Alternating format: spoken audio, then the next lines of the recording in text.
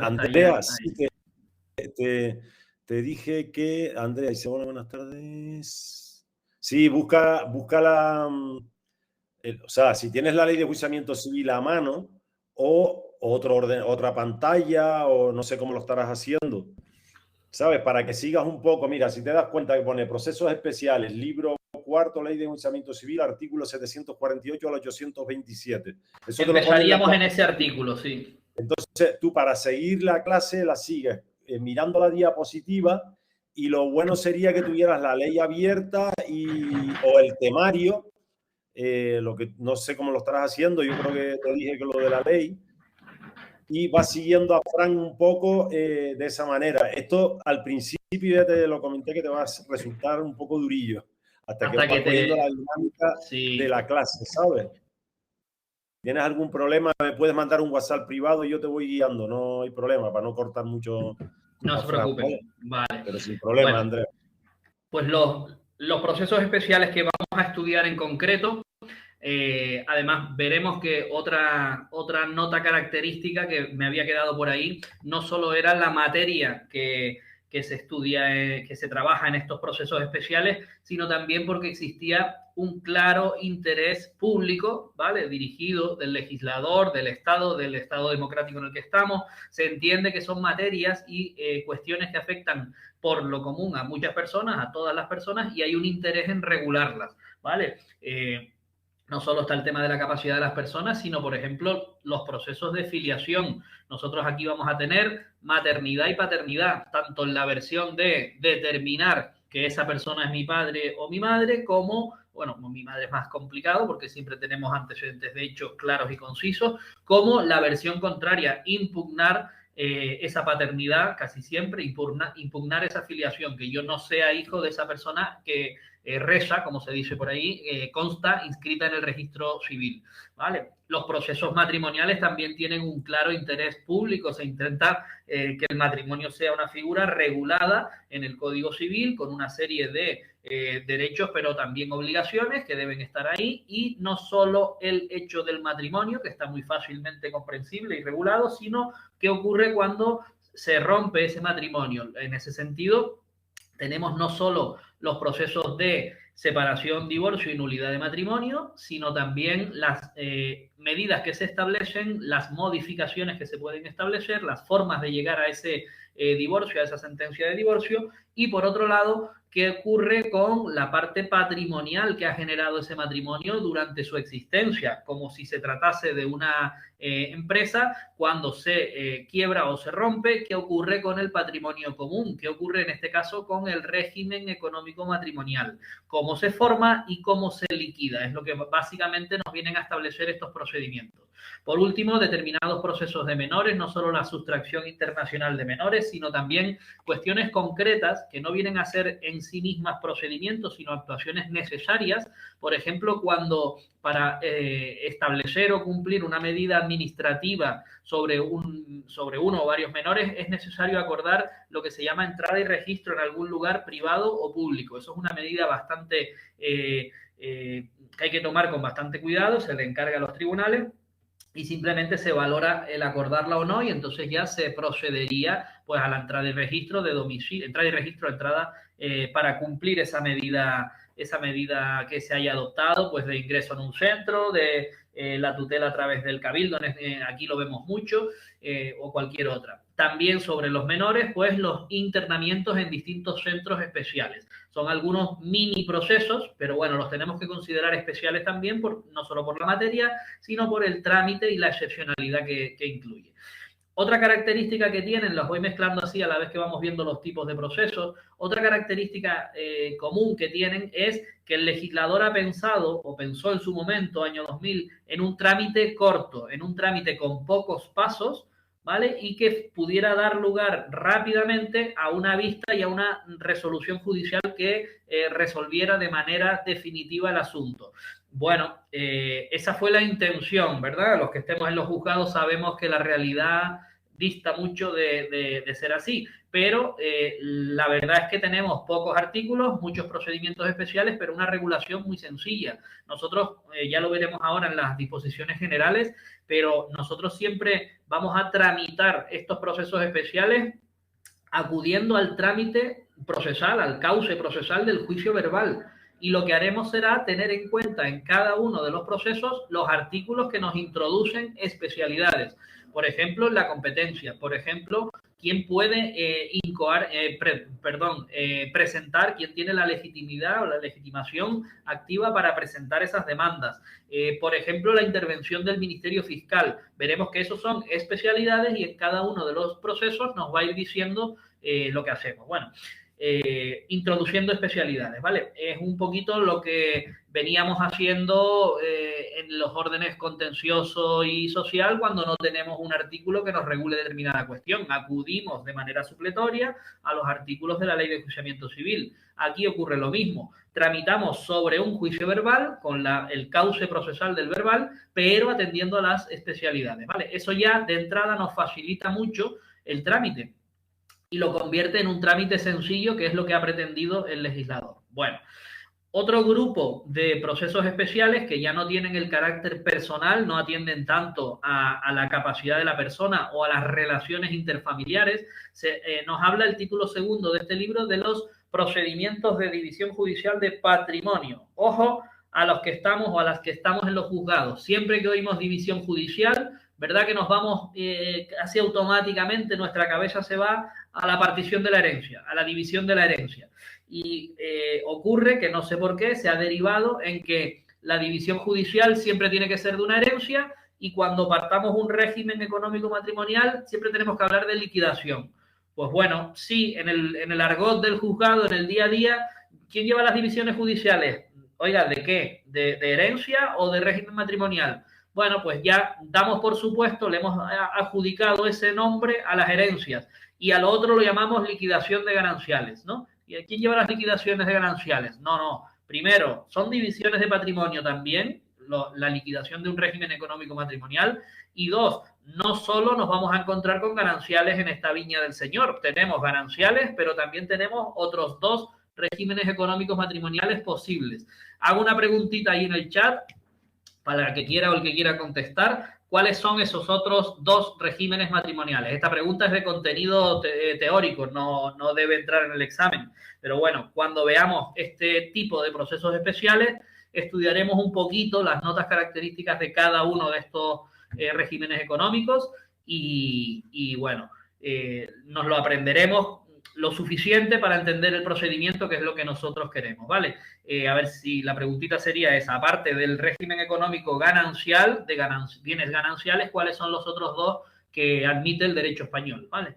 Bueno, pues estos procedimientos en los que podemos formar un inventario y dividirlo para adjudicarlo pues, a los herederos, a los sucesores de la persona fallecida, se llama división judicial de una herencia, ¿bien?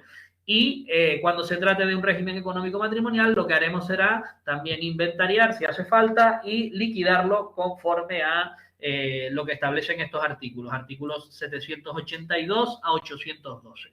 Bien, por último, en un tercer grupo, el legislador nos plantea una serie de pequeños procedimientos o procedimientos sumarios muy rápidos, con poca articulación y poco trámite, que nos pone a disposición del ciudadano para reclamaciones con contenido económico, reclamaciones casi siempre de deudas, casi siempre de relaciones comerciales que han dado lugar a generar una deuda y se reclaman. Y casi siempre, para distinguirlo de verbales ordinarios, donde también se pueden reclamar estas cuestiones, para aquellos casos en los que no se posee un contrato, un título fuerte que ampare pues bien la relación o bien la deuda. En este caso, el proceso monitorio nos permite un amplio abanico de posibilidades para fundamentar la deuda, para que nos sirva de base, y el proceso cambiario establece un proceso de reclamación de efectos cambiarios, ¿vale? Letras de cambio, cheques o pagarés, rápido, sumario y con pocos con pocos pasos o con pocos trámites, ¿vale?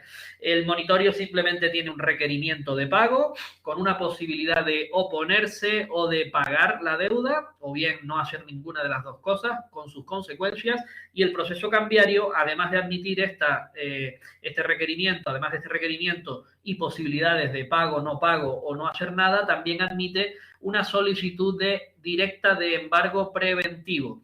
Al admitirse un embargo... ¿Te contestaron a la pregunta Juanvi y Marcos? Sí. Juanvi pone participación y separación de bienes y Marcos pone gananciales y separación de bienes. Correcto. Bueno, faltaría el de participación, el régimen económico de participación. Este es menos frecuente, pero también se puede ver. Ya estudiaremos los tres, ¿vale? Con las características principales. El más frecuente y el que la ley establece como principal, además establece que si las partes no han establecido nada, se presume que es un bien ganancial. ¿Se acuerdan cuando hablábamos de las presunciones legales?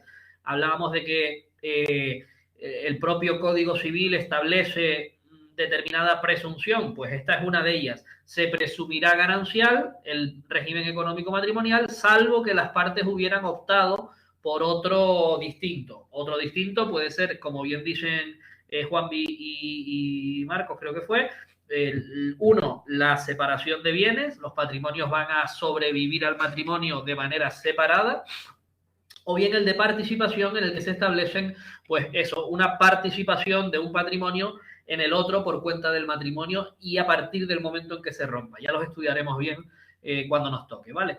Bueno, pues vamos a ir avanzando.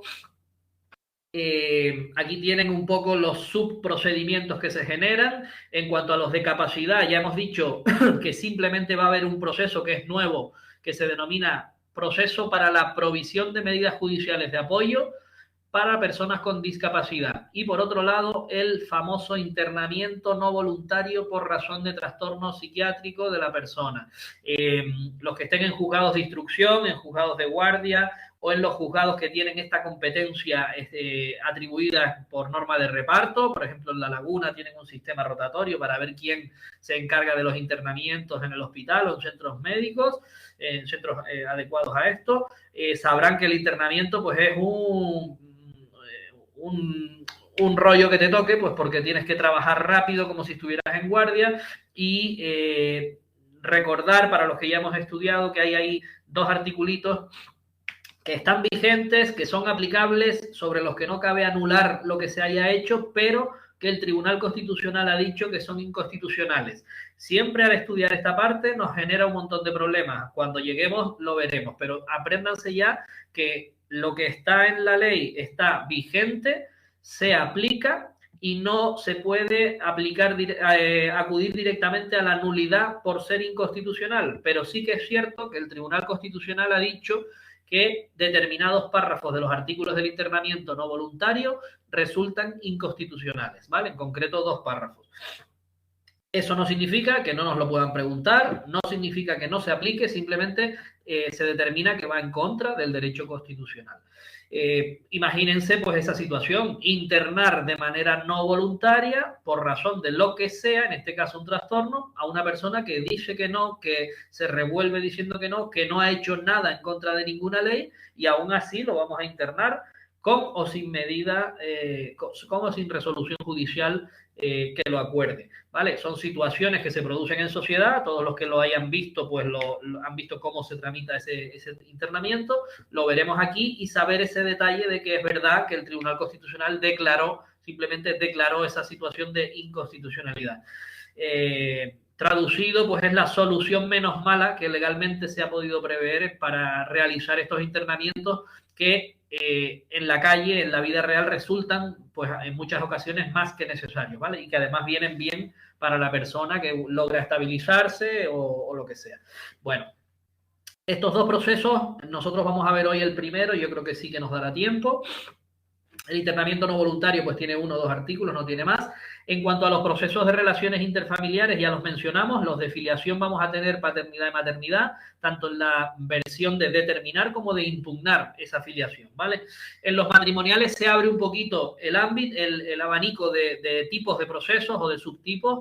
Nulidad, separación y divorcio son las comunes, los que pretenden que se declare la nulidad del matrimonio por determinadas causas. La simple separación y ya no se utiliza casi mucho o es bastante poco frecuente la separación, suelen acudir directamente al divorcio, que es más contundente, más definitivo.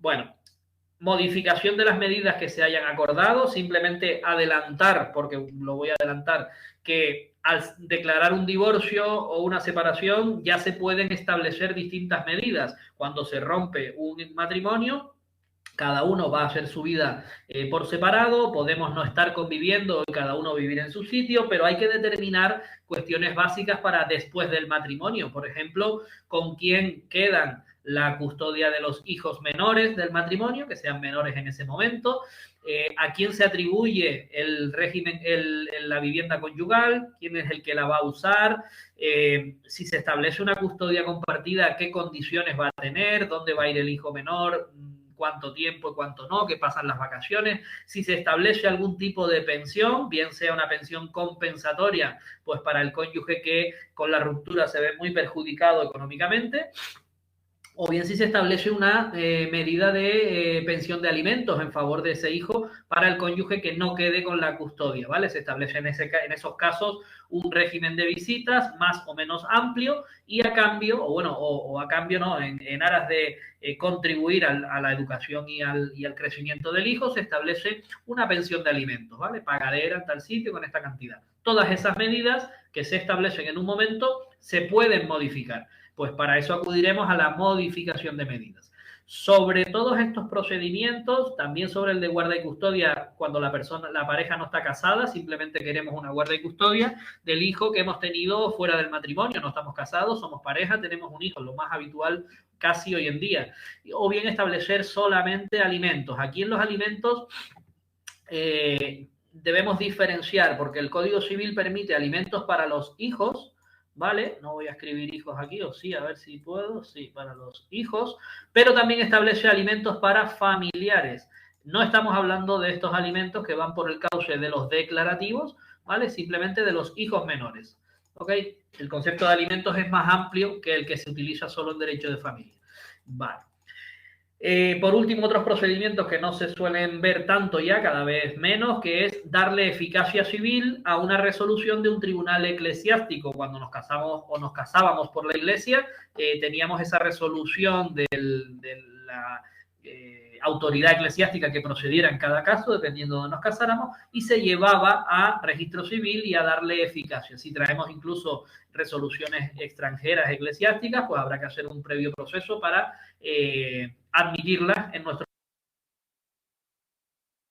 Bueno, por último, procesos sobre menores, hemos dicho la sustracción internacional, tenemos 2 supuestos, restituir a los menores o retornarlos de los lugares, ingresos en centro de protección, ya lo hemos mencionado, ejecución de medidas de protección también, y el último que veremos muy por encima, porque este tampoco ha entrado casi nunca, es la necesidad de un consentimiento en determinados supuestos de adopción o cuando nos queremos oponer a resoluciones administrativas adoptadas por las autoridades competentes en materia de menores y pues la persona, la madre, el padre que ha perdido la custodia se quiere oponer a esas medidas administrativas, ¿vale? No teniendo la custodia se le da ese cauce para oponerse, que bueno, muchas veces están abocados a la no estimación, pero bueno, quedan todavía en el procedimiento. Todos esos son los subtipos que denominamos procedimientos especiales. Entrando en disposiciones comunes a todos los procesos que estamos viendo en este título que acabamos de ver. Además, diferencias con respecto al juicio ordinario y juicio verbal. También diferentes. Bueno, voy a decirlo desde el principio para no equivocarme. Estamos hablando de disposiciones comunes a este primer grupo, ¿vale?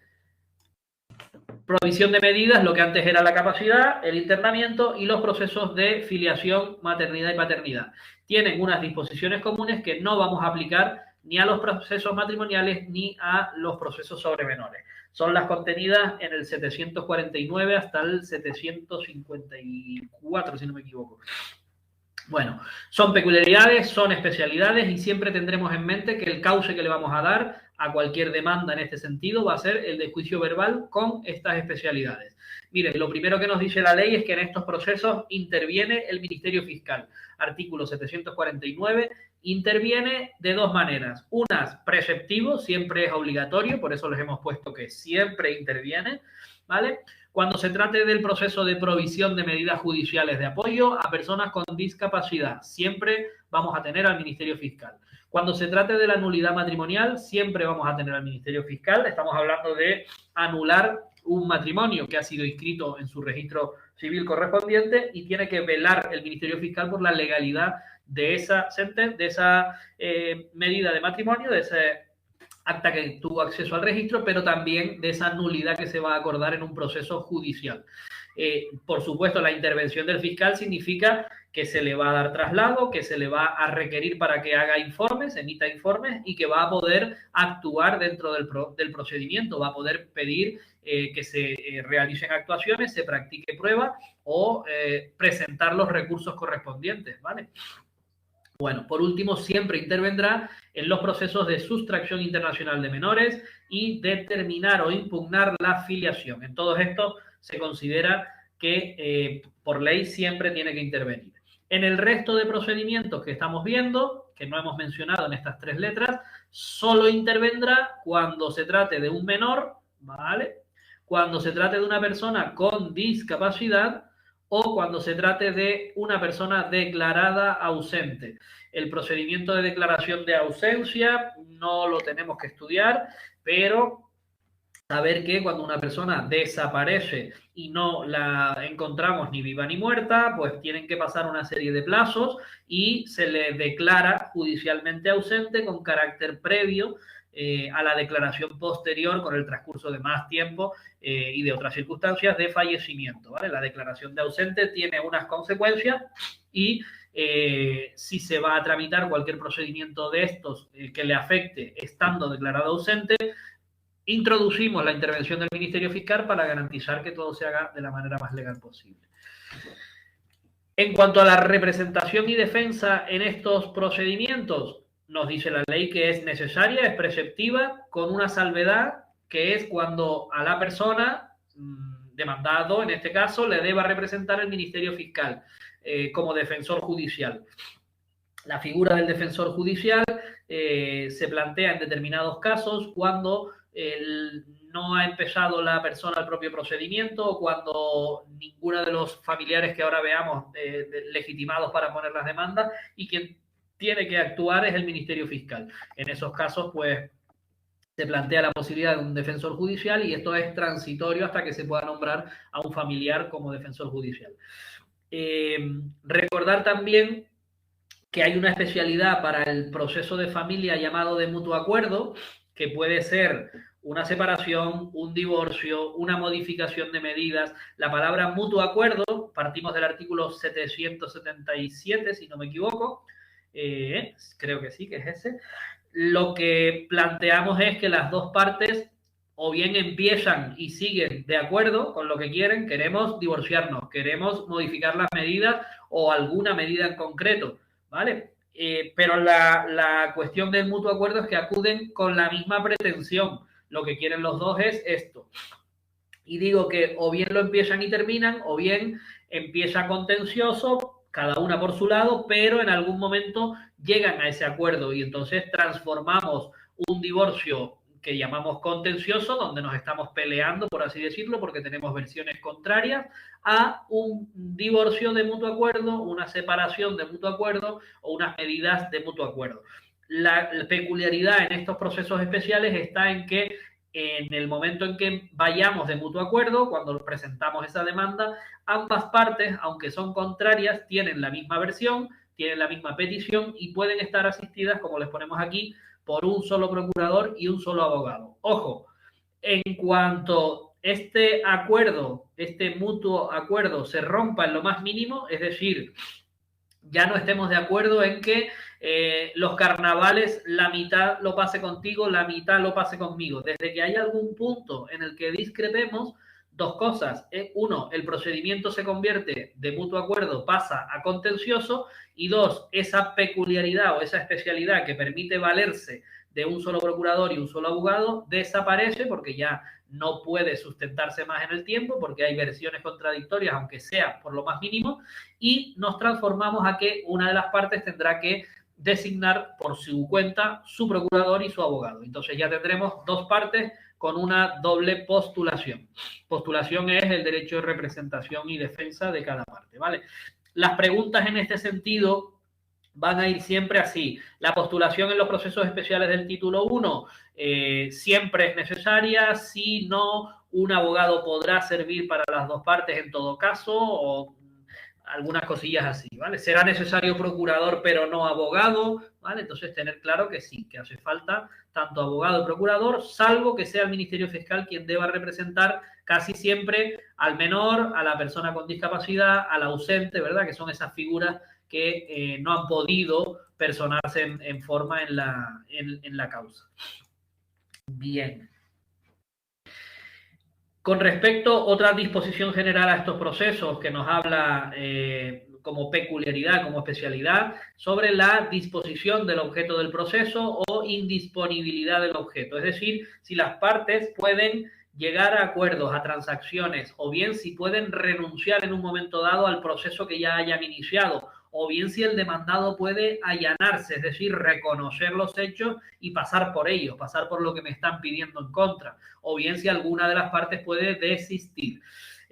Todas estas figuras de disponibilidad del objeto, a veces este término no lo entendemos mucho, pero disponer del objeto es que las partes pueden poner la demanda, pero reservándose esa carta de llegar a un acuerdo, o reservándose esa carta de en algún momento puedo pararlo, simplemente renunciando al proceso o desistiendo, ¿vale? O bien si me ponen una demanda, yo pues digo que no, pero sé que en algún momento puedo allanarme a la demanda, allanarme a las peticiones que me están haciendo en contra.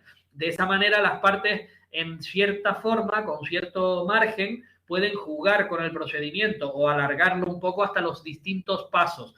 Ya los artículos 19 a 22 nos hablan con carácter general de todas estas figuras, de todas estas herramientas procesales que tienen las partes para disponer del contenido del pleito, del contenido del juicio, y hacerlo caminar, detenerlo, pararlo o incluso terminar con ello. Se llama la disponibilidad del objeto del pleito. No siempre tienen la misma extensión y en este caso nos dicen que no cabe la renuncia, no cabe el allanamiento y tampoco cabe la transacción. Esto los diferencia, es una gran diferencia con respecto a los declarativos, donde los artículos 19 a 22 establecen cómo se regulan, o sea que sí que caben los declarativos, aquí no cabe. Y con respecto al desistimiento, el artículo 751 también nos dice que el actor o el demandante requerirá de la conformidad del Ministerio Fiscal, en todo caso, pero deja al margen algunos en los que podremos desistir sin la conformidad del Ministerio Fiscal.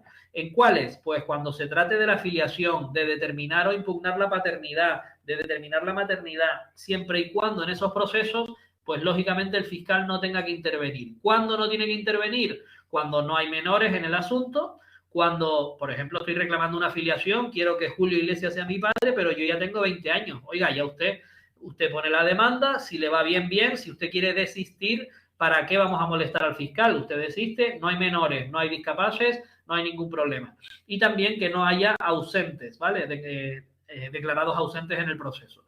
Siempre que oigamos menores, personas con medidas judiciales de apoyo, fíjense, un detalle que, bueno, es muy nuevo para que lo sepan, figuras representativas. Las medidas tienen esa doble categorización, medidas de apoyo simplemente o medidas representativas. Cuando el curador, por ejemplo, tiene esa facultad de acudir en nombre de o realizar determinados actos en nombre de su representado o la persona con discapacidad. Pues cuando esas personas tengan ese tipo de medidas, el fiscal sí tendrá que opinar sobre el desistimiento. La razón de que el Ministerio Fiscal intervenga e informe es porque ya la propia demanda, aunque luego desista el actor, puede haber causado un perjuicio a la persona. A Julio Iglesias en este caso, pero al padre o la madre que se ha visto con un problema encima, si haya o no menores, en fin, se puede causar un perjuicio y ya los artículos 19 a 22 establecen lo que pasa. El desistimiento en concreto, recuerden que debe ser consentido por el demandado o puede alegar perjuicios que se le hayan causado y no consentir con el desistimiento. ¿Vale? En segundo lugar, tampoco requerirá la conformidad cuando hablemos de una nulidad por minoría de edad cuando quien la ejerce es mayor de edad. Una nulidad de matrimonio cuando yo lo pido una vez supere la minoría de edad. Recuerden las dispensas en el matrimonio, con 14 años y dispensa, pues bueno, alcanzo la mayoría de edad e impugno o pido esas nulidades, algún proceso de familia. Ya no hará falta la intervención del Ministerio Fiscal si desisto y sigo sin la demanda.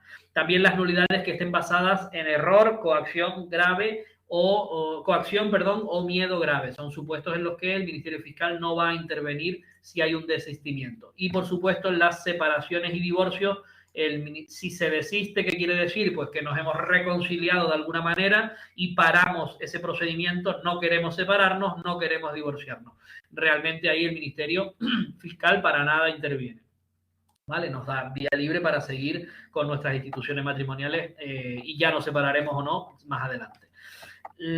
Continúa el 751 diciéndonos que sí que cabe renuncia, allanamiento, transacción o desistimiento en aquellas partes de procedimientos o pretensiones, por ejemplo, las patrimoniales, las de contenido patrimonial, siempre y cuando ya las partes lo tengan permitido por las normas generales, los artículos 19 a 22. Hemos puesto dos ejemplos. Las partes pueden llegar al acuerdo que les sea más conveniente con el régimen de visitas. Y las partes pueden llegar al acuerdo de alimentos en un divorcio, ¿verdad? La cantidad que debe pasar el padre casi siempre en concepto de alimentos a sus hijos menores. Ojo, que no tengan que informar o que no intervengan o que quepa la renuncia, el allanamiento, la transacción, no quiere decir que el Ministerio Fiscal con carácter general no intervenga en el procedimiento. Hablamos solo en este caso del desistimiento y hablamos de que cabe renuncia y allanamiento solo en las cuestiones que por norma general pueden las partes transar, pueden llegar a un acuerdo, ¿vale? El Ministerio Fiscal, una de sus funciones va a ser verificar si el acuerdo, por ejemplo, sobre visitas o el acuerdo sobre, por ejemplo, sobre alimentos, se ajusta a los requisitos mínimos de su establecimiento. Si las visitas son suficientes para que el hijo disfrute de su padre y para que el padre disfrute de su hijo, es decir, derecho y obligación de estar con él, de educarlo, de convivir con él, aunque sea en las visitas, y si los alimentos, pues básicamente son suficientes. Aquí, bueno, podemos hablar, no sé si habrán cambiado las cantidades, a modo de ejemplo, Fiscalía posee unas circulares que se establecen desde el Fiscal General del Estado con esas condiciones. Matiza, pues por ejemplo, cuál es la cantidad mínima mensual que un hijo debe recibir como alimento, 60 euros en función, porque la familia no es lo mismo una familia aristocrática o un gran empresario que un trabajador que ha quedado en paro de larga duración por la pandemia y no tiene ni un ingreso, ¿verdad? Pues hay que establecer un mínimo para que eso valga, porque lo que no puede ser es ponernos de acuerdo en la cantidad de alimentos que sea 10 euros. 10 euros, señores, no sirve para que un niño coma alimento y vestimenta durante un mes. Se establecen unos requisitos mínimos y el fiscal simplemente lo verifica. No es que tenga que intervenir. ¿Cómo lo hará? Vía recurso. Si se estableciera eso, aunque el juez ya lo controla también de oficio, lo corregiría vía recurso, ¿vale? Dudas que tengamos de momento, no sé si van preguntando cosas o no. No, nos quedamos por ahí en separación gananciales. Vale. Perfecto, pues lo hago grande por aquí y seguimos. Vale, hasta aquí y hasta aquí. Por seguir un poco a Fran, sobre todo por Andrea que está empezando, está viendo el artículo 751. 51, sí. Voy más o menos por orden porque estas son las disposiciones comunes. Perdida, me das un toque, Andrea. Perfecto.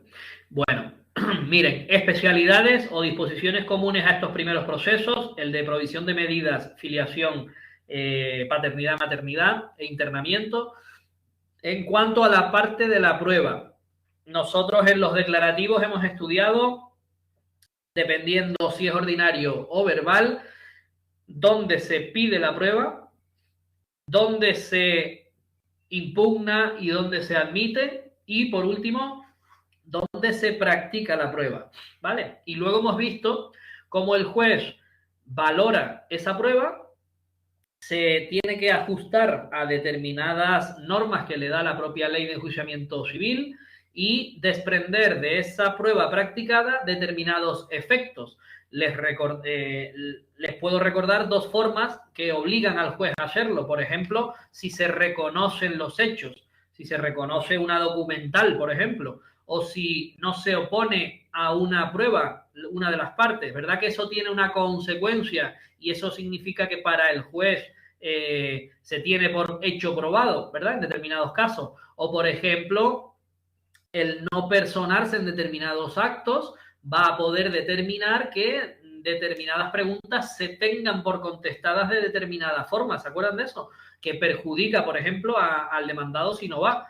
Bien, todo eso se pueden denominar normas sobre los efectos de la prueba, cómo el juez tiene que interpretarlo. Y todos esos articulitos en los declarativos vinculan al juez. El juez no puede ocultar que un hecho, por esas normas, ha quedado probado. Oye, esta persona no impugnó el contrato, no impugnó su firma. Al revés, lo ha reconocido. Luego, yo tengo que considerar que ese contrato está probado, existe y está ahí. Bien, esto en los procesos especiales de medidas de apoyo, de filiación, paternidad, maternidad y de internamiento no va a ocurrir así, sino que el juez va a atender en todo caso a los hechos tal y como se produzcan, tal y como se han debatido y cómo han sido o no probados. Y además, todo lo que les dije del momento en que se plantea la prueba, se admite, se impugna y se practica, desaparece con independencia del momento y la forma en que se introduzcan en el procedimiento los hechos. ¿Cómo nos vamos a acordar de esto? Pues nos vamos a acordar si atendemos al tipo de procesos que son.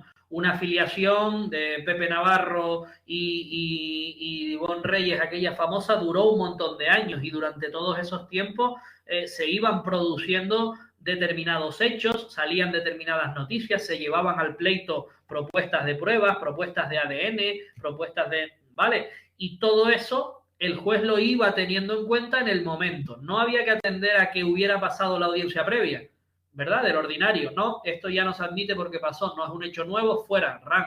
No, sino que se introducía de esa manera y el juez lo tenía en cuenta. Ojo, esto tampoco lo convierte en una verbena probatoria. No, simplemente el juez va con esa libertad de valoración de la prueba, con esa libertad de admisión de documentos o de escritos y de pruebas, y además se le reserva la facultad, que no se le reserva en los declarativos, de acordar prueba de oficio. Se le permite acordar de oficio cuanta prueba considere necesaria. Eso también le da pues otro margen para conseguir alcanzar la verdad material, que es lo que persigue. Al final, estos procesos lo que tienen es un criterio bastante amplio que le da libre valoración de la prueba al juez o tribunal. Además de eso, este articulito 752 dispone que el hecho de que las partes estén de acuerdo en determinada prueba, sí, ese es el contrato, sí, estas son las pruebas médicas, sí, este es mi hijo, no va a vincularle. Es decir, el hecho de la conformidad faculta al juez a continuar. Oiga, sí, usted dice que sí, pero yo no lo considero probado al 100%, o quiero practicar otra prueba aparte de que ustedes me digan que sí. No voy a darlo por probado. Cuando en los declarativos sí que tenemos que los hechos sobre los que no haya disconformidad o sobre los que hayan sido admitidos por ambas partes se pueden considerar probados. Vale. Bueno, no está sujeto, como decimos, al resultado del interrogatorio, a las normas generales del interrogatorio, tampoco a la documental pública o privada. Bueno, con excepción de las materias disponibles para las partes, y aquí pues hemos dicho todas esas cuestiones de carácter patrimonial que solemos ver en los distintos procesos, pues bueno, si las partes pueden disponer, ahí sí le aplicamos toda la normativa común, ¿vale? Pero de resto, libertad de valoración de la prueba, la conformidad no implica, no vincula al juez y no se aplican todas las normas que limitan el acceso de la prueba o de los documentos al proceso. El juez atenderá los hechos en cada momento, ¿vale? Bien. Y en cuanto al trámite de estos procedimientos como disposiciones generales, aunque ahora entremos en el proceso ya en concreto, seguiremos las normas de juicio verbal, artículos 434 y siguientes, si no me equivoco, salvo que tengamos un artículo en concreto que nos cambie algo, ¿vale? De esta manera, con carácter general y como disposiciones especiales de este grupo de procedimientos, presentada la demanda, daremos un traslado con emplazamiento a la otra parte para contestar por 20 días. Además, le daremos traslado al Ministerio Fiscal, si procede, y dice la ley, a las demás personas que deban ser parte. Pues si nosotros imaginamos no una afiliación, pero sí un proceso de adopción de medidas, tenemos esa figura de familiares más próximos, pues habrá que darle traslado, aunque luego ellos tengan derecho o no a contestar a la demanda o se personen finalmente o no. Pero el emplazamiento, el traslado para contestar se le dará al Ministerio Fiscal y a las demás partes que deban ser, a las demás personas que deban ser parte.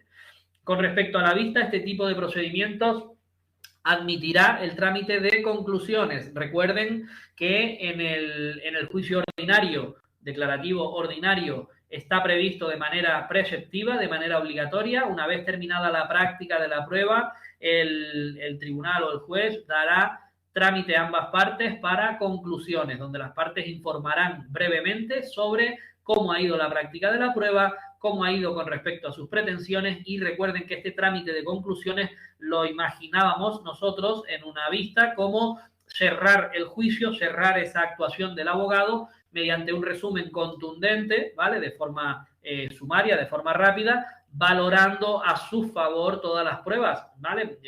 Para, como colofón final del pleito, pues hacerle ver al tribunal que no solo la demanda era correcta, sino que el juicio ha ido a mi favor. Las pruebas me han sido favorables y ya está todo resuelto. Le falta poner la sentencia que me dé la razón, ¿vale? Ese resumen lo llamábamos conclusiones.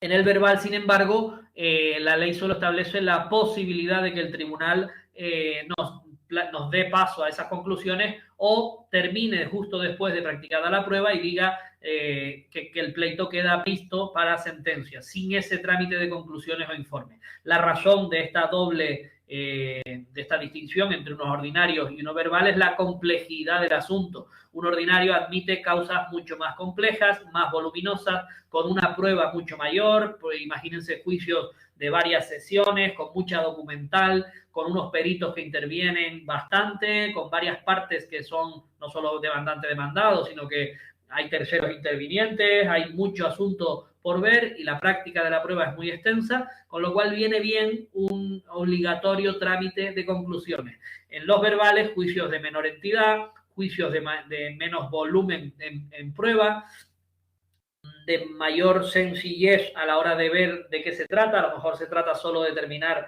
si se debe o no se debe, si la cantidad es esta o es un poco menos, en fin, cosas más sencillas. El tribunal puede llegar a ese punto, practicada la prueba, de tenerlo clarísimo. Luego se le permite no prolongar más el juicio y no dar trámite de conclusiones, ¿vale? Esto está en el tema 16 del ordinario del verbal. Bueno, como última nota del trámite, le vamos a dar tramitación preferente. Ahora me paro un segundito a ver qué es esto. Tramitación preferente.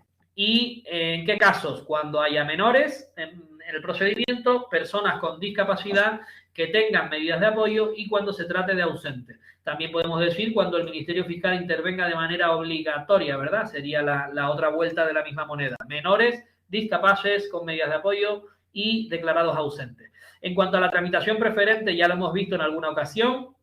En los juzgados, pues bueno, si el letrado de la administración es avispado o el juez no lo indica y se cumple, bueno, pues podemos materializar esa tramitación preferente. Pero si no, nosotros en los juzgados a día de hoy, y con el aumento que estamos teniendo más todavía, las demandas van entrando y es muy difícil, primero, cumplir el orden de tramitación que dice la ley, de cronológicamente se irán tramitando por su orden según vayan entrando en el juzgado, ¿verdad? Según el registro que le demos.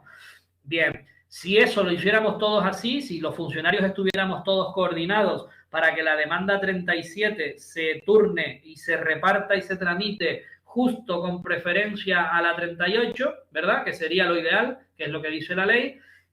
Podríamos ver que la tramitación preferente supone que ese procedimiento con menor, con discapacidad medidas o ausente, adelanta a todos los demás y se coloca el primero de la lista, de la cola, en su tramitación. El funcionario que lo tuviera adjudicado lo tramitaría preferentemente a todos sus asuntos y a su vez ese procedimiento en ese juzgado se tramitaría por delante de todos los demás. Ya les digo que esto está muy bien en el papel, pero bueno, ustedes, si alguien en su juzgado tramita así, que nos lo diga porque maravilloso. Bueno, la ley nos sigue dando algunas notitas en estos artículos de especialidades. Por ejemplo, en el 754 nos habla de la posibilidad de reducir o casi eliminar la publicidad de las vistas y la publicidad del propio procedimiento. Las materias ya dijimos que eran de gran interés público, pero a la vez son muy importantes y muy relevantes para la vida presente y futura de las partes, ¿vale? No solo del hijo que quiere que se reconozca a su padre, sino del padre que se ve con una demanda de filiación encima, depende de la exposición pública que tenga esa persona. Hablo del ejemplo tonto que puse del Julio Iglesias con sus hijos, le puede suponer un problema, por ejemplo, o le puede suponer la pérdida de cuestiones laborales o de alguna cosa, o no, ¿vale? Pero dependiendo de esos casos que afectan mucho y trascienden lo que es simplemente el juzgado para trasladarse a la vida de las partes y perjudicarles en alguna manera o poderles perjudicar, se le da la facultad al tribunal, ojo, por providencia, preguntita de examen, y fíjense que la trampa de esta pregunta va a estar en que les diga, voy a ponerlo aquí, si se resuelve por providencia, si se resuelve por auto o si se resuelve por providencia sucintamente motivada. Es una de las preguntas donde solemos caer, bueno, aquí no me lo deja ver, solemos caer porque al excluir la publicidad nos creemos que hay que supermotivarlo. Y o bien marcamos auto o bien marcamos... Bueno, puse lo del texto, pero no me deja... No me deja hacerlo grande, no se ve. Voy a quitarlo de aquí. Vale, nos preguntan, ¿qué resolución utilizará el tribunal para resolver que la vista se celebre a puerta cerrada o que las actuaciones sean reservadas? Auto, providencia sucintamente motivada, ¿vale? No se olviden que es solamente por providencia. No estamos afectando al objeto del procedimiento, no estamos acordando cuestiones irreversibles, ni siquiera cuestiones que necesiten una pequeña motivación, providencia sucintamente motivada. La diferencia entre auto y providencia, una de las principales diferencias, las dos son resoluciones del juez, pero la principal diferencia, una de ellas, es que la providencia no necesita una motivación. El juez no tiene que escribir por qué está acordando lo que está acordando, ¿vale? En este caso, por una simple providencia, el juez podrá decidir que determinados actos y vistas en estos procedimientos sean a puerta cerrada, ¿vale? Y que determinadas actuaciones sean con el carácter de reservado, es decir, que no todo el mundo pueda acceder acreditando un interés a esas actuaciones. Ninguno de estos términos, ni la puerta cerrada, ni la reserva de las actuaciones, implica el secreto de sumario. ¿Se acuerdan los que hayamos visto penal? Que es la figura que más limita la publicidad y que decreta una inaccesibilidad para incluso las partes. Solo el Ministerio Fiscal y el Tribunal tienen acceso a los sumarios que están bajo secreto de sumario. Estos días en la televisión tenemos un par de asuntos que están así, que el del espionaje famoso está bajo secreto de sumario, la denuncia esa que estaba presentada y algún otro bajo secreto de sumario. Puerta cerrada significa no acceso de audiencia pública, todas las vistas son públicas y se supone que el público en general puede ir y ver un juicio. Esto normalmente viene limitado, normalmente nadie quiere ver un juicio de una persona, siempre tienen algún interés. Soy un vecino, soy de la comunidad, soy un estudiante de Derecho que quiero ver un juicio, algún interés tienen, entonces se permite puesto que son públicas, ¿vale? Hay determinadas materias que se establece directamente y obligatoriamente la puerta cerrada, los recoge el 138.2 cuando afecten al orden público, a la seguridad nacional, a los propios intereses de los menores, puerta cerrada, por supuesto, o a la protección de la vida de las partes o derechos y libertades fundamentales, ¿vale? En esos casos no nos van a dejar acceder, sea quien sea o tenga el interés que tenga. Pero saber que es una posibilidad y sobre todo lo de qué resolución se utilizará en este punto, ¿vale? Procesos especiales, providencia simplemente. No hay que motivarla.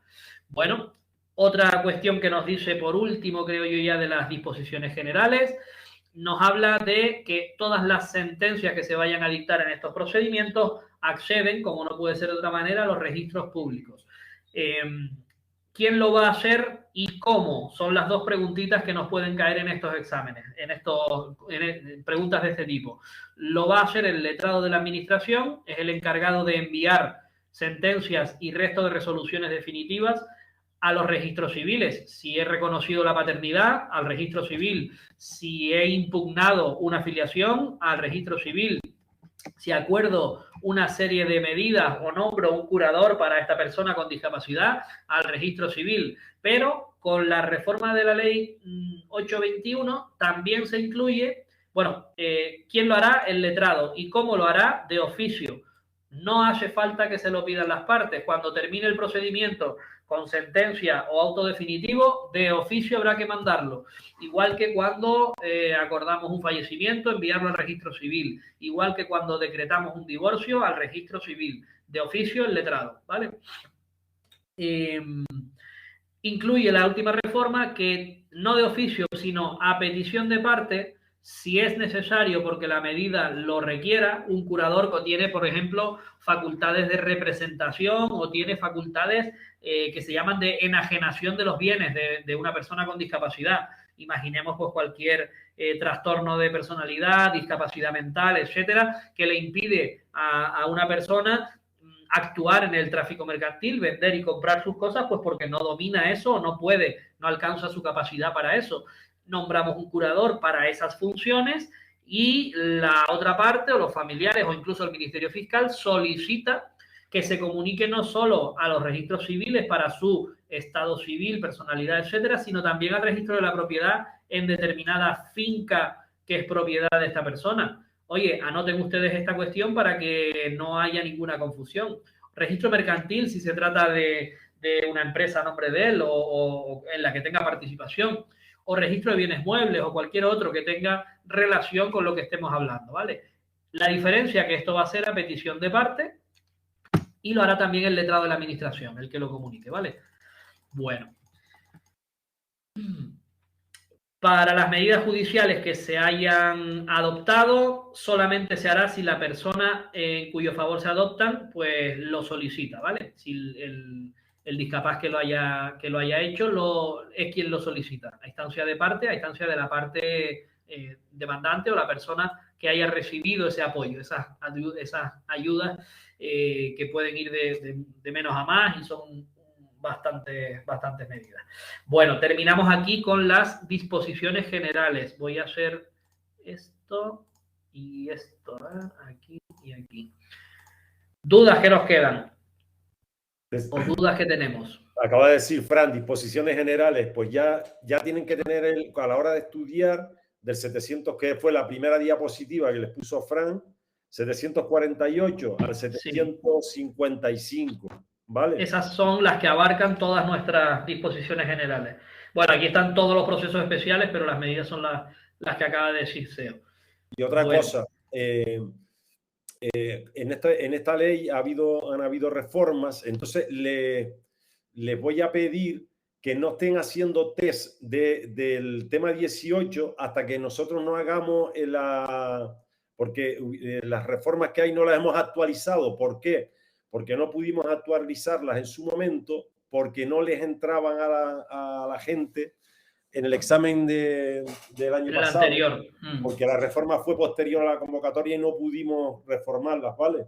Entonces, lo mismo que nos pasó con el registro civil, que entró en vigor, no entró en vigor y seguían metiendo la ley antigua. Entonces teníamos que mantener las preguntas antiguas. El planning, después de hacer el examen, vamos a seguir haciendo las tareas.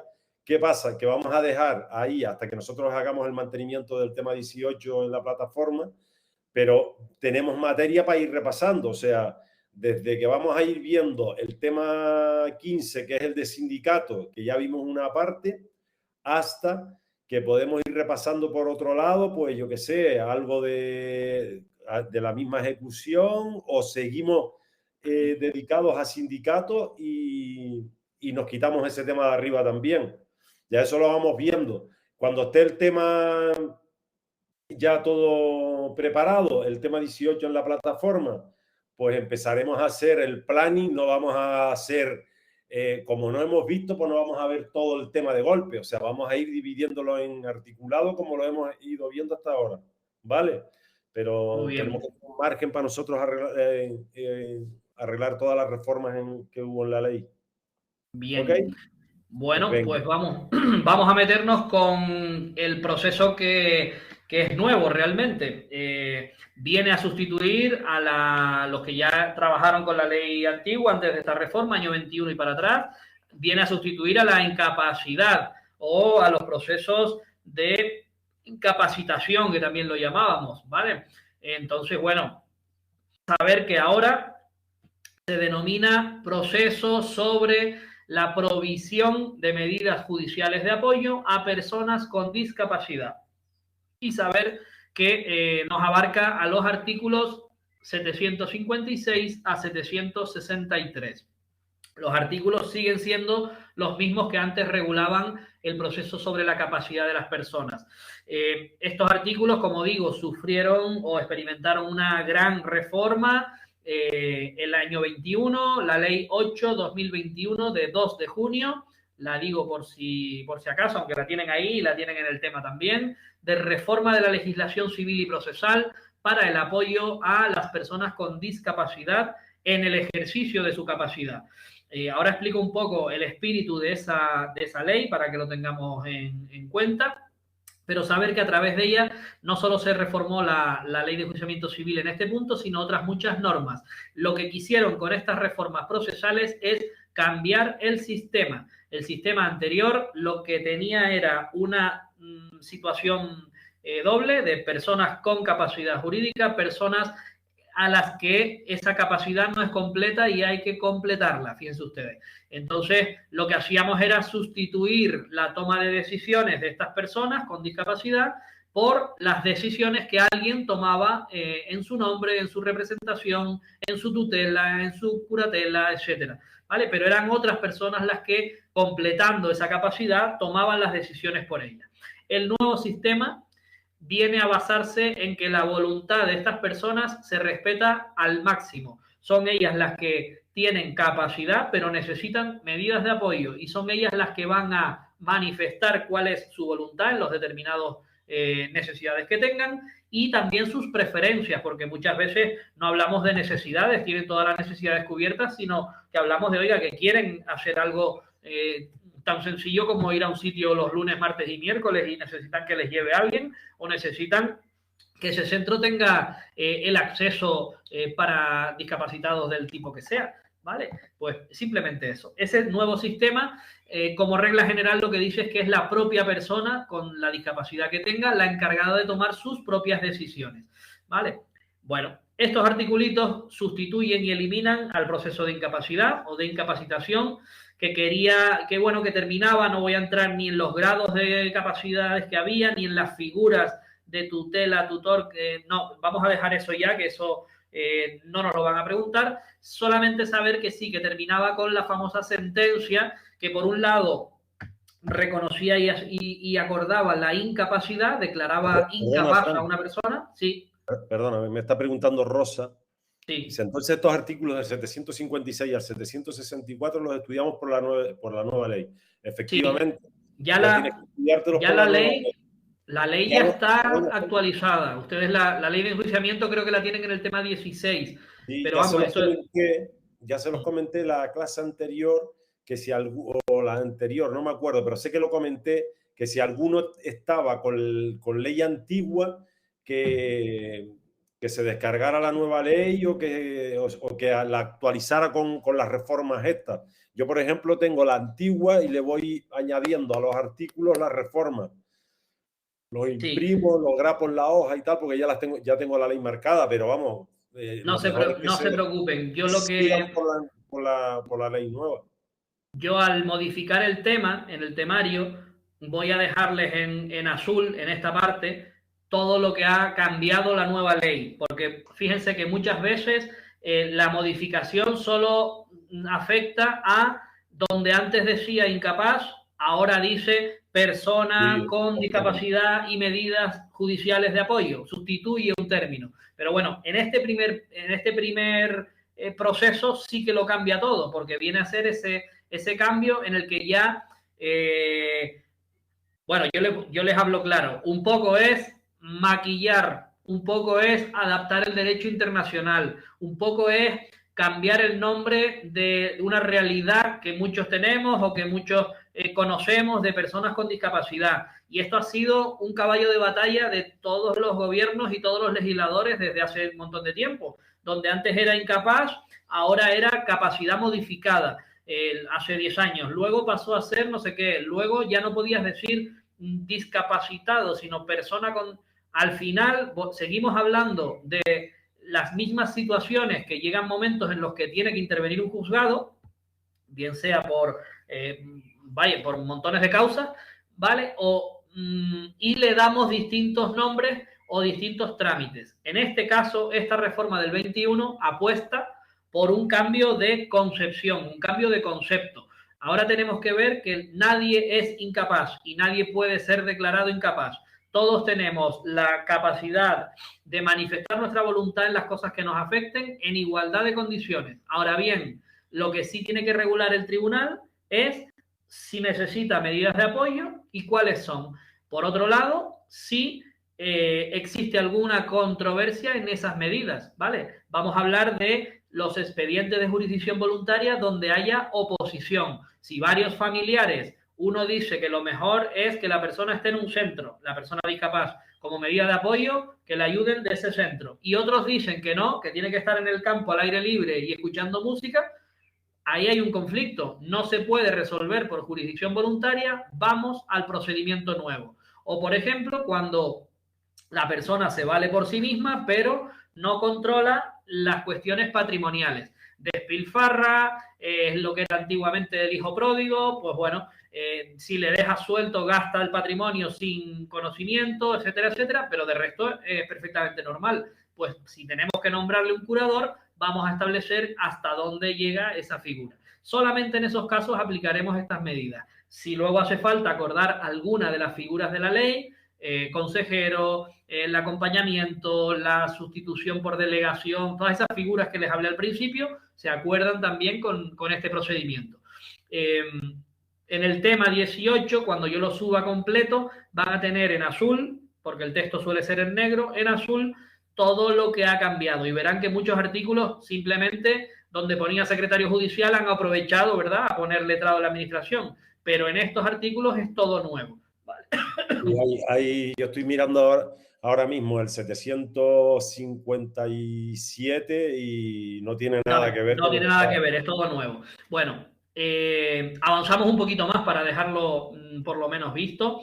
Ya no hablaremos de tutela, ya no hablaremos del proceso de incapacidad y estaba diciendo que antiguamente terminaba con la famosa sentencia que por un lado acordaba que una persona era declarada incapaz y también determinaba que otra persona o una institución asumía las funciones de tutor, ¿verdad? Teníamos al tutor y al tutelado y luego a partir de ahí, con ese papel, como decía la gente, ya podías ir al banco, ya podías ir a vender la casa del incapaz, ya podías comprarle sus medicinas para su tratamiento, es decir, ya sustituías su voluntad completamente y se hacía lo que el tutor declaraba.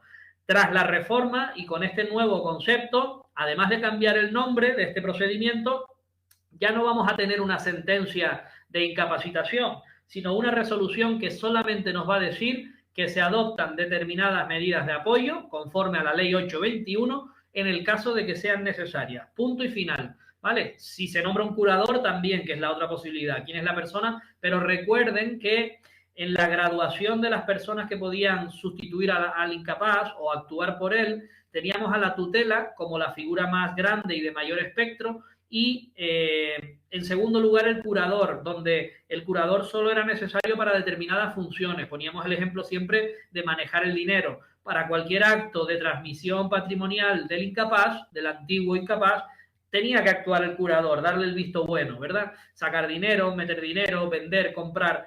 Para eso estaba un curador. O, por ejemplo, solo para ocuparse de tratamiento médico, pues para que siguiera esas especificaciones hacía falta el curador. Bueno, lo digo, bueno, no pasa nada. En último lugar teníamos la simple guarda de hecho. Los padres respecto del incapaz mayor de edad, ¿verdad? Una persona que tiene una discapacidad intelectual muy grande, siempre vive con los padres porque tiene un retraso mental muy, muy grande, pero llega a la mayoría de edad y los padres sin ningún papel y sin ninguna sentencia siguen decidiendo por él, siguen vistiéndole como quieren, come con él, va con él, hacen todo con ellos. Esto es súper común, ¿vale? Y lo llamamos guarda de hecho. Pues bueno, mientras no haya ningún problema, siguen siendo así, ¿vale? Bueno, todo eso ahora no va a canalizarse por este procedimiento, sino las medidas de apoyo y el nombramiento de curador en caso de oposición. Bueno, este procedimiento lo aplicaremos cuando sea necesario el curador y tengamos un expediente de jurisdicción voluntaria que no se haya podido terminar o que se haya formulado oposición.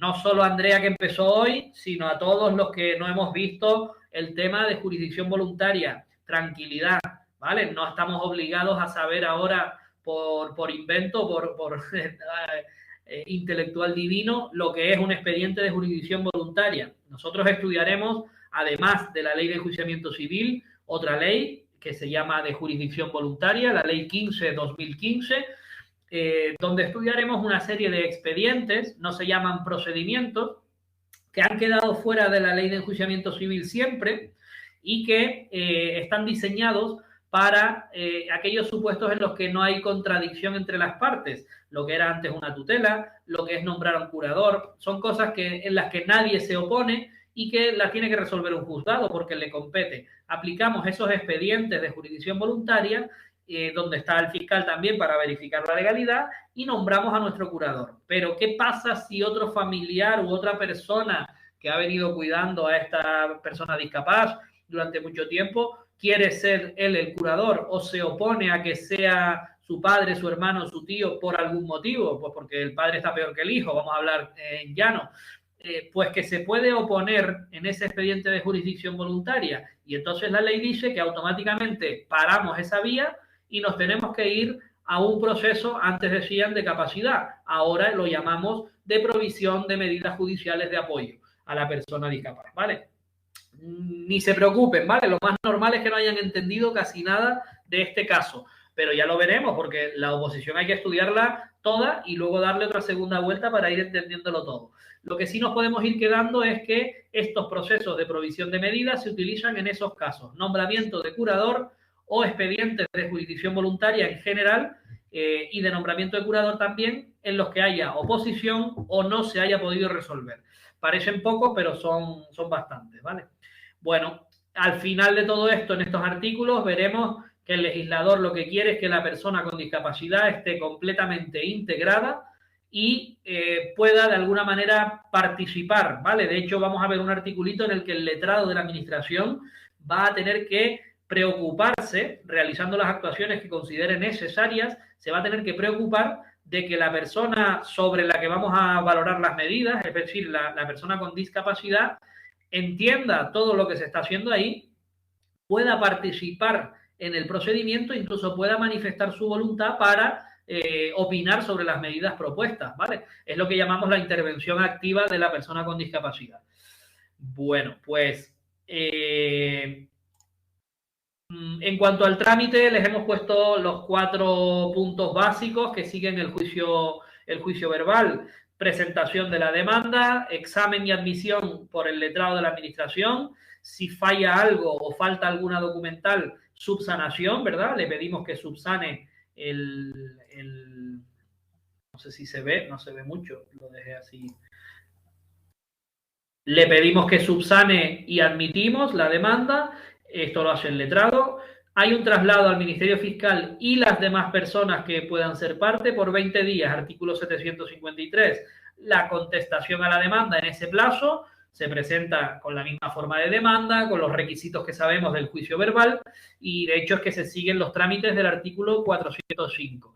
Y la vista también se celebrará conforme a los artículos 436, 37, creo que son, de la vista normal y corriente, con posibilidad de conclusiones, etcétera, etcétera. Bien. Perdona, Fran, estás en el 756. Sí, 756. Nos habla la ley en estos nuevos artículos, ámbito de aplicación, ya lo hemos visto, se los ponemos aquí de todas maneras, necesidad de nombrar un curador o expediente de jurisdicción voluntaria general con oposición o que no haya sido resuelto. Les hemos añadido que el objetivo genérico de este procedimiento es siempre, uno, resolver si procede o no medidas judiciales y, en su caso, acordar cuáles son estas medidas judiciales. Si lo que hablamos es de nombramiento de un curador, tendremos que añadir la persona designada como curador y las funciones que tendrá que ejercer, ¿vale? Derechos, obligaciones del curador, etcétera, etcétera. ¿Vale? Esto ninguna duda en el procedimiento. En cuanto a la competencia, el artículo 756 nos da tres posibilidades basadas en el concepto de residencia y de residencia habitual. Dos truquitos que yo vi ahí que son bastante traicioneros en cuanto a las preguntas. Miren, con carácter general, el juez, el tribunal o el juez que conoció si hubo expediente previo de jurisdicción voluntaria. Si no lo hubo o si la persona cambió posteriormente de residencia, fíjense que aquí no introduce el término de habitual, habla de residencia. Se los digo porque como estos son artículos de nuevo cuño, no sé el tribunal que haga las preguntas cómo puede plantearlos, pero si se pone, como decimos nosotros, puñetero o en plan coletillas, en el primer párrafo habla de residencia y nosotros sabemos que el término residencia equivale a domicilio y que este puede ser en verano en un sitio, en invierno en otro. Bueno, hoy vivo aquí, mañana me voy a casa de mis padres, y sin embargo el de residencia habitual, pues ya podemos tomarlo de distintas maneras. ¿Dónde vivo más en el año? O si paso 6 meses y 6 meses en un sitio, no sé. En principio no debería haber ningún cambio y hablaríamos de lo mismo, del domicilio, de donde vive la persona, sin complicaciones. Pero bueno, que lo tengan en cuenta por si acaso. Como digo, si no hubo expediente anterior de jurisdicción voluntaria o si la persona desde el expediente hasta la demanda cambió de domicilio, lugar en que resida la persona, lugar del domicilio, ¿vale? Acudiremos a ese juzgado. Si la persona vive en Tacoronte, a La Laguna, que es el partido judicial, si vive en La Orotava, si vive en Adeje, pues a los juzgados de Arona, ¿verdad? Normal y corriente. Y la tercera norma de competencia o fuero competencial que nos da es si entre la demanda y la celebración de vista hay un cambio de residencia. Aquí sí que habla de habitual. Yo de momento no le doy ninguna importancia, que aquí no lo ponga y aquí sí, pero tenerlo ahí por si acaso.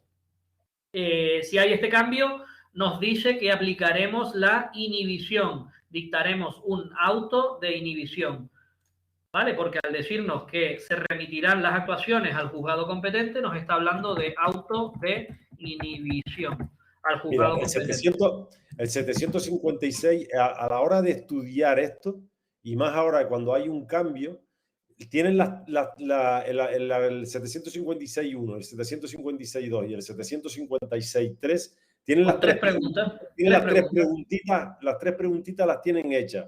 Si quieren, incluso se lo pueden estudiar. Mira, el apartado 1 pone: la pregunta que le van a hacer es, en los supuestos en los que, de acuerdo con la legislación civil aplicable, sea pertinente el nombramiento de curador y en el expediente de jurisdicción voluntaria dirigido a tal efecto se haya formulado oposición o cuando el expediente no haya podido resolverse, la respuesta, la adopción de las medidas judiciales de apoyo a personas con discapacidad se regirá por lo establecido en este capítulo. Pues le pueden poner en qué capítulo, perfectamente. Sí, estoy hablando un poco una pregunta, esta pregunta va más encaminada a gestión, pero la del apartado 2, súper importante.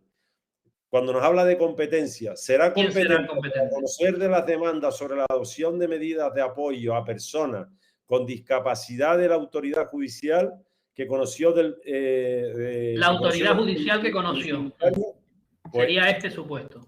Exactamente. O sea, vayan los parrafitos estos se los pueden estudiar incluso haciéndose ustedes la pregunta. Para que se tendríamos los tres supuestos. Si no, se van a volver locos. Con carácter general, si cambió de residencia entre el expediente y la demanda, y si cambió de residencia habitual entre la demanda y la celebración de vista. ¿Vale? Ya iremos cogiendo el truquito a que esto es el proceso. A medida que vayan haciendo los test. Estos son los pasos que vamos a dar en el procedimiento, como hacíamos en el verbal. Demanda, traslado para contestación, contestación, siempre con los 20 días, ¿verdad? Este es el proceso. Celebración de vista, ¿vale?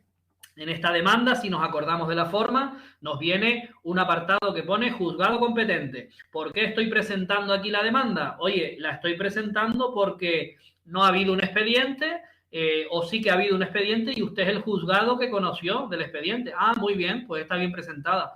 O mire, lo estoy presentando en el domicilio de la persona porque, aunque el expediente fue en La Orotava, esta persona ahora vive en Las Palmas de Gran Canaria. Pues lo presento en el lugar que reside ahora. Ah, muy bien, pues se la admitimos.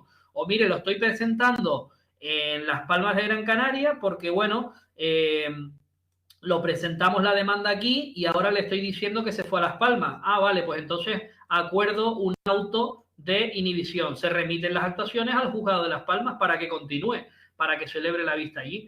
¿Vale? Cosas, especificidades que no tenemos en un juicio verbal normal. ¿Vale? Donde hay otros fueros competenciales y donde una vez admitida la competencia, sobre todo este es el que nos debe llamar la atención, una vez admitida la competencia en un verbal o un ordinario, no es normal que se inhiban las actuaciones, ¿vale? Salvo nulidad de actuaciones o alguna cuestión rara. Miren, en este procedimiento vamos a ver solo el cuadrito este y yo creo que finiquitamos porque es bastante denso esta parte. Nos habla de quién puede interponer la demanda y quienes pueden, sin ser las partes, intervenir en este proceso. Bueno, pues también es muy sencillo si nos paramos a mirar de lo que estamos hablando, de estas medidas para una persona con discapacidad.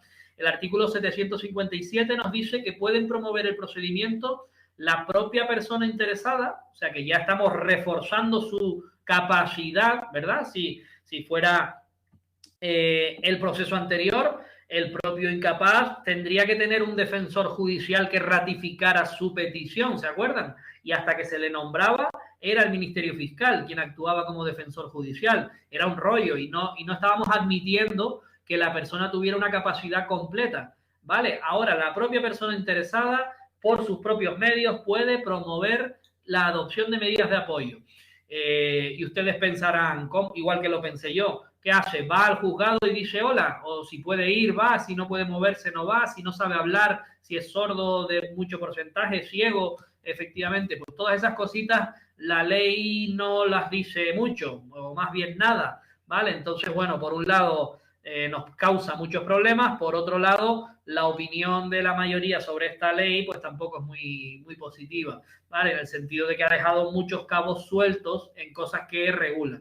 Por ejemplo, esto. Pero bueno, la propia persona interesada lo podrá promover, a ver cómo hace una demanda. Su cónyuge no separado de hecho o no separado legalmente. Y también las personas que estén en una situación similar, las parejas no casadas, ¿vale? O parejas de hecho reguladas, que también son análogas al matrimonio, al cónyuge. Sus hijos, ¿vale? Sus ascendientes, bueno, habla de descendientes, no solo hijos, descendientes, ascendientes y también sus hermanos. El Ministerio Fiscal también puede promoverlo si las otras personas que hemos visto no lo han hecho o no existieran, ¿vale? Si no presentan la demanda ninguno de estos y si no existen, ¿vale? Si no tengo cónyuge, si no tengo descendientes, ascendientes ni hermanos, será el Ministerio Fiscal si yo no lo hago, si yo como propia persona interesada no lo hago, ¿vale? Hay dos excepciones y una es que el Ministerio Fiscal, la otra es que el tribunal al admitir la demanda lo vea, existan otras vías diferentes a la demanda, diferentes a la judicialización para que la persona pueda obtener los apoyos que necesita. Imagínense ustedes que es una simple sustitución de desaparición de barrera arquitectónica. Esto tiene muchas vías anteriores a acudir a un juzgado, ¿verdad? Pedírselo al ayuntamiento, canalizarlo a través de servicios sociales, algún otro tipo de reclamación a la administración, ¿verdad? Antes que eso.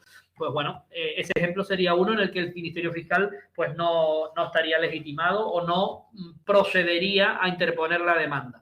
Cuando hablamos de promover el proceso, hablamos de preparar y presentar la demanda.